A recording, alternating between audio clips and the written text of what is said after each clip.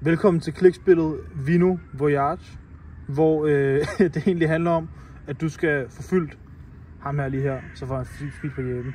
Det her ideelt set, det er startsiden, så fjerner man den her, hvor så vi egentlig kommer hen til spilsiden nu her, hvor vi starter med en vinmark, hvor der så, når du trykker spil, vil falde orme og vindrueklager ned her fra toppen af.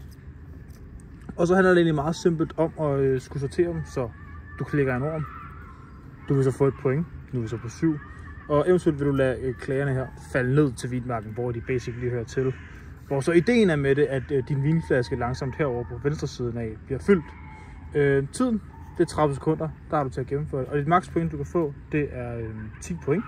Samtidig med det, så har du liv i vinglas. Så hvis du misser at klikke 3 grønne orme, så er du død, og så er spillet slut.